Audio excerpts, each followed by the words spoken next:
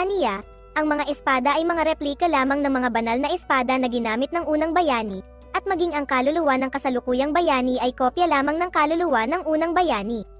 Sinabi ni Shisan kay Aris na may dalawang bagay siyang dapat gawin para ibalik si Ruti sa landas ng pagiging bayani.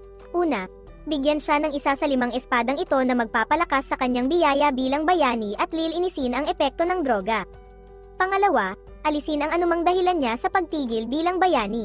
Agad na isip ni Aris na alisin si Red, at habang inaabot sa kanya ng demonyo ang isang espada, tumawa siya ng malakas na parang baliw. Samantala, nakarating sina Red at ang kanyang grupo sa isang courtyard na may 3 pinto at naramdaman nila ang presensya ni Shendan malapit sa kanila. Inilabas ni Ruti ang espada ni Red na Thunder Waker mula sa kanyang item box at ibinalik ito sa kanya. Biglang bumukas ang isang pinto at lumabas si Shiz Sanden sa anyo ng guro ni Rit. Galit na galit siya at inatake agad si Shiz Sanden, ngunit natuklasan niyang hiwa lang niya ang isang ilusyon. Ang tunay na Shiz Senador Dan, na nagtatago sa invisibility spell, ay nasa malapit at nailigtas niya ang sarili sa pag-atake. Sumugod si Red upang suportahan siya, ngunit biglang inatake sila ni Aris gamit ang fire magic. Iniwasan ni Red at Rit ang atake, at nilagyan ni Ruti ng magic shield sa kanilang paligid para protektahan sila sa apoy.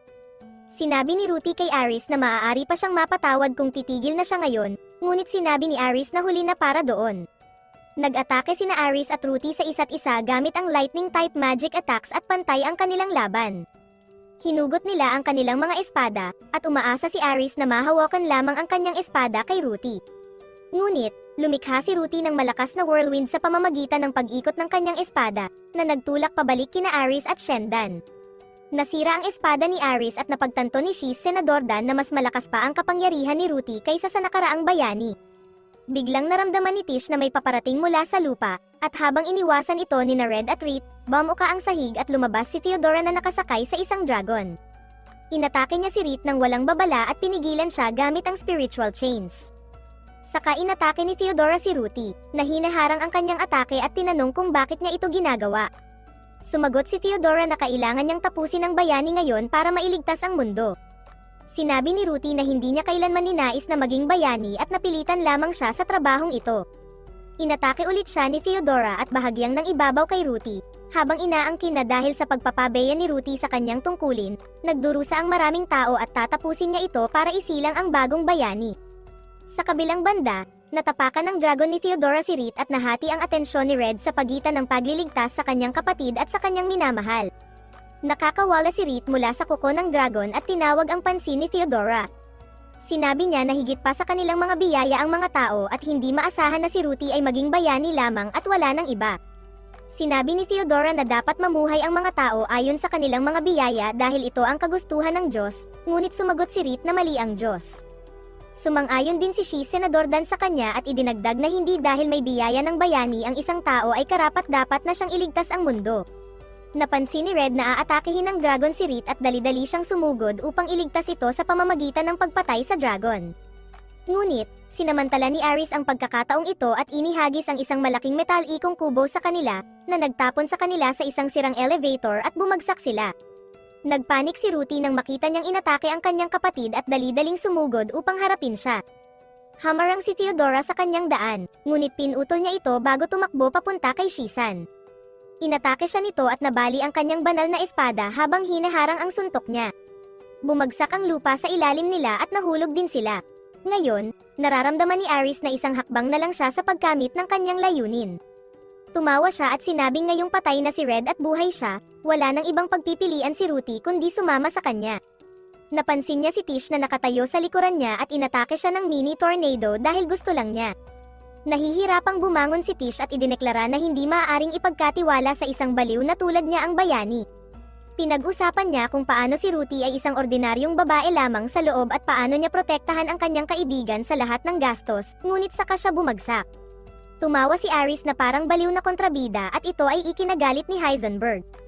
Naghagis siya ng smoke bomb at inatake si Aris dahil hindi niya namamalayan na siya ang masamang tao rito. Agad binaril ni Aris si Heisenberg, lumapit ang alagang gagamba ni Kiss upang ipagtanggol siya mula sa baliw na salamangkero, ngunit tinapakan lang ito ni Aris. Sa kabilang banda, malayang nahuhulog sina Red at Rit kasama ang elevator, ngunit hindi nila alam na nasa ibaba nila si Danen. Sa paanuman, nakabawi siya mula sa kanyang mga pinsala at nalaman na habang ang lahat ay nag-iisip ng komplikadong mga bagay, kailangan niyang gawin ang lahat upang iligtas ang kanyang mga kaibigan. Napansin niya ang elevator at gumamit ng isang malakas na martial arts technique upang lumikha ng bagyo na nagpabasag sa elevator at nag-angat kina Red at Reed. Lumabas sila sa sahig kung nasaan si Aris at nawala ang kanyang katinuan sa pagkabigo. Inatake niya sila ng giant lightning spear at sumugod si Red patungo sa kanya, habang binibigyan siya ni Reed ng magic buff. Tiniis ni Red ang kidlat ngunit si Reed ay tinamaan ng buong lakas nito. Kumpiyansa si Aris na kaya niyang tapusin si Red gamit ang kanyang sariling kamay, ngunit nang subukan niyang gamitin ang kanyang spell, napagtanto niyang nakatali ang kanyang kamay ng seda ng gagamba.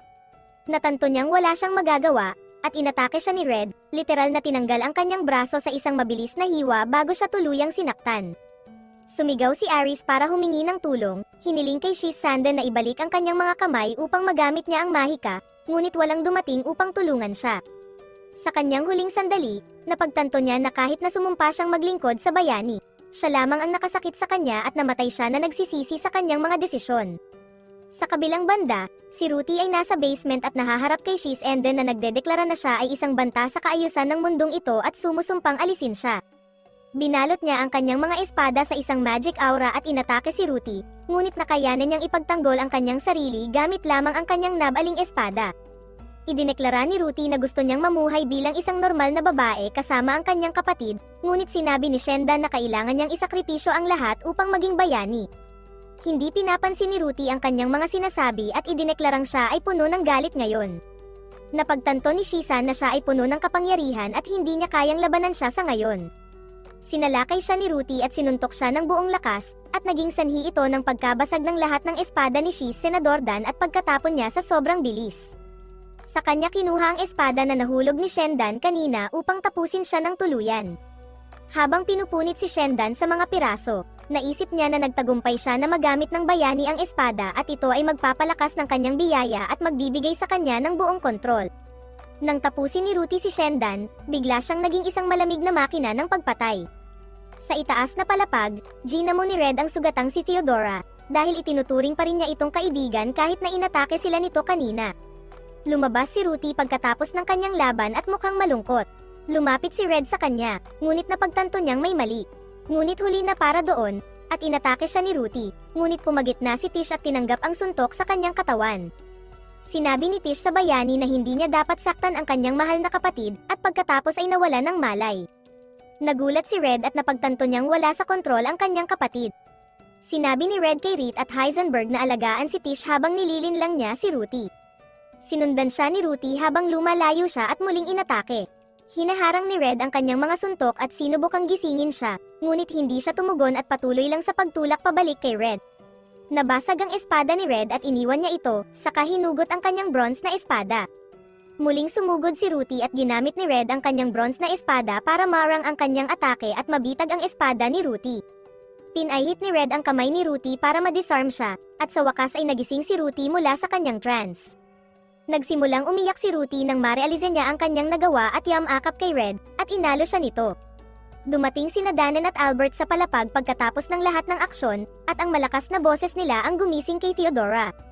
Sinabi ni Reed na hindi sapat ang kanyang kapangyarihan para pagalingin ang sugat ni Tish, at puno ng luha sa mata si Ruti habang nagmamadali siyang tulungan ang kanyang kaibigan. Ngunit nalaman niya na hindi niya magamit ang kapangyarihan ng kanyang biyaya.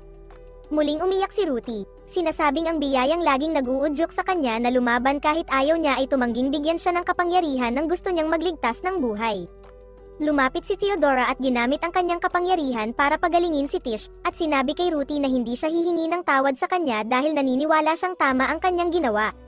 Sinabi niya na pagkatapos umalis ni Red sa kanilang grupo, may isang dahilan lamang kung bakit hindi inudyukan ng biyaya ni Ruti na ibalik siya. Si Ruti ay naging sobrang lakas na at hindi na kailangan ng grupo. Ang mga taong kasama niya ay nagpapabagal lang sa kanya.